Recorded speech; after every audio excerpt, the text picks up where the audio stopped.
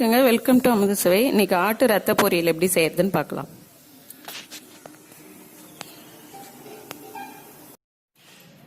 தேவையான பொருள் 3 வெங்காயம் கட் பண்ணி வச்சிருக்கு, 5 பச்சை மிளகாய், கருவேப்பிலை, கொத்தமல்லி.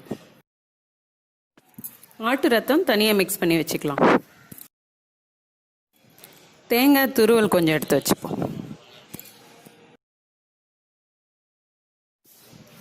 கடை ஹீட் ஆனதும் ஒரு 2 டேபிள் ஸ்பூன் எண்ணெய் ஊற்றிக்கலாம். எண்ணெய் ஹீட் ஆயிடுச்சு. தாளிக்க கடுகு போட்டு தாளிச்சுக்கலாம்.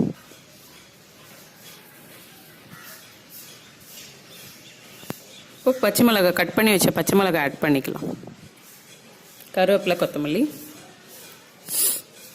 வெங்காயம் எல்லாத்தையும் போட்டு நல்லா வதக்கிக்கலாம்.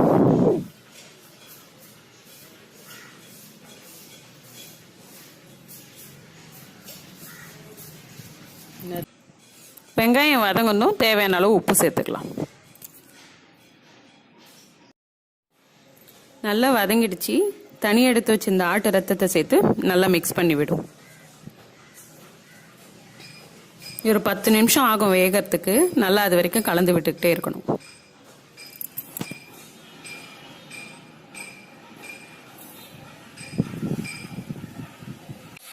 ஒரு 10 நிமிஷத்துல நல்லா வெந்துடுச்சு பாருங்க. இப்போ தேங்காய் ஆட் பண்ணி நல்லா மிக்ஸ் பண்ணி விட்டுக்குவோம் ஒரு 2 நிமிஷம். அவ்வளோதாங்க. இது ரொம்ப நேரம் வேகணும்னு அவசியம் இல்லை. இதுக்கப்புறம் இதோட இறக்கிடலாம். அவ்வளோதான், ரெடி ஆயிடுச்சு. இது உடம்புக்கு ரொம்ப நல்லது. நீங்களும் செஞ்சு பாருங்க. Please like and subscribe. Thank you.